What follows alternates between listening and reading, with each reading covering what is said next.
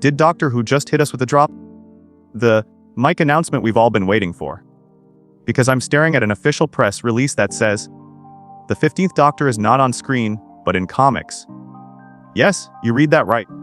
The same Doctor Who be generated onto our screens, Ncuti Gatwa's 15th, is now escaping the TV into something called the Prison Paradox. And trust me, this isn't your typical tie-in. If you thought the show's twists were wild on TVL, wait till we crack this one open. Let me tell you how I found out. Picture this, coffee in hand, half watching Doctor Who promo reels, half dreading another dive into fandom chaos, when I see a headline that smacks me across the face. Coming, soon new adventures for the 15th Doctor and Belinda, in Titan Comics, The Prison Paradox. And before I even parse it, my brain's racing. Because this isn't just more Who content. This is the Doctor trapped in prison. Literally. Is someone testing boundaries, or setting up the next cosmic event? And here's what hooked me. The Prison Paradox isn't a glorified poster or a special issue. This is a full-blown comic mini-series. Doctor, companion, prisoners from across the cosmos. Monsters, villains, Dalek weapons attached to cyborg arms. And yes, we're talking canonical potential, because Titan Comics is Doctor Who's official comic partner. So it matters, it counts. But that's not even the shocker. The real question is, why is the 15th Doctor in a prison nobody can escape? What part of cosmic mischief did he walk into?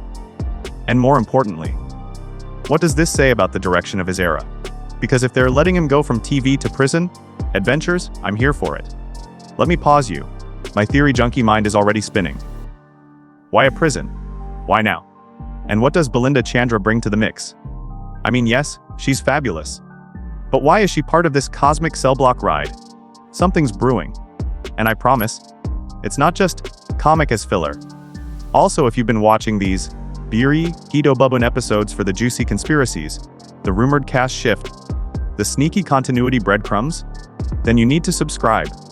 Because this twist, this isn't the end, it's the next radical step. And I'll be hunting down every clue as the Prison Paradox unfolds. Don't miss it. Here's the scoop straight from the Titan announcement. Join the 15th Doctor and Belinda Chandra as they infiltrate an inescapable prison facility in a forgotten part of the universe, holding monsters and villains from across the cosmos. Right there, inescapable prison, monsters and villains from across the cosmos, that has vent level. Zoom written all over it. This isn't just another spin-off. It's a high-stakes narrative with the potential to reshape how we see the 15th Doctor and the Whoniverse. Now I've got to ask you, if the 15th Doctor has to break out of a cosmic jail, is this the kind of story you wanted? Or do you feel like we're running out of screen time and getting shoved into comics the moment the main narrative ends?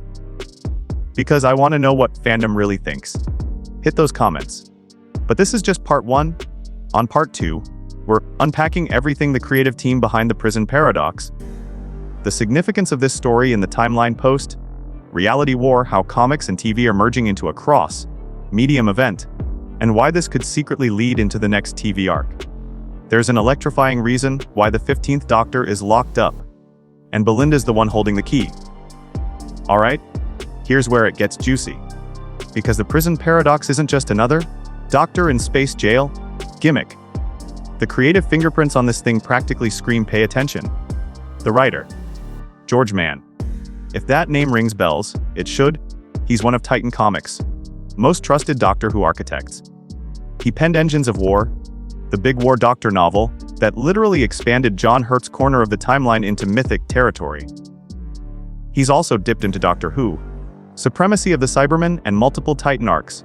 Translation: Mann knows how to weave TV lore into comics without it feeling like side content. He plays with continuity in a way that bleeds into canon conversations. And the artist, Dan Boltwood, isn't just sketching generic sci-fi cells here. Early preview art shows a prison that feels alive. A mix between Time Lord technology and alien machinery.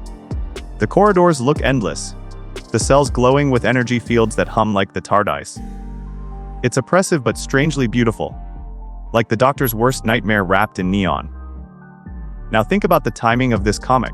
We just had Empire of Death close out series 15 on television, ending with one of the most divisive regeneration twists in modern history. Ncuti Gatwa's 15th regenerates, sort of, into Billy Piper. And then, silence. No Christmas special release date, no Disney Plus promos, no Season 16 announcements. Nothing but panic and speculation in the air. And then, conveniently, here comes the prison paradox. Dropping right in the void. Almost like the BBC and Titan knew we'd be starving for content, and instead of answers on TV, they shoved the 15th Doctor into a comic prison. Ask yourself, is this damage control?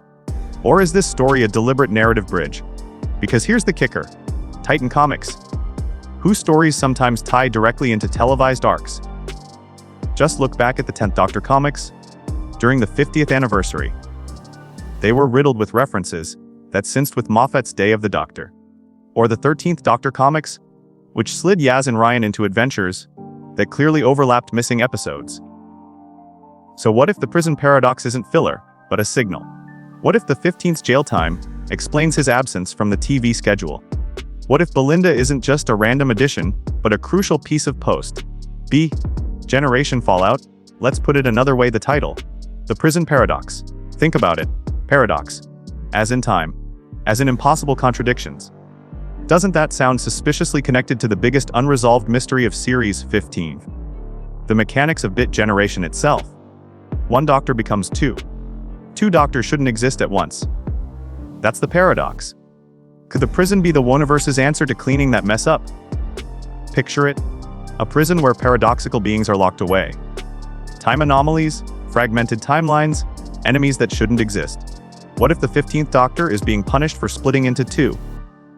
What if Billy Piper's new Doctor is free because Gatwa's Doctor is behind bars? Suddenly, the comic isn't a distraction. It's the missing chapter of Canon.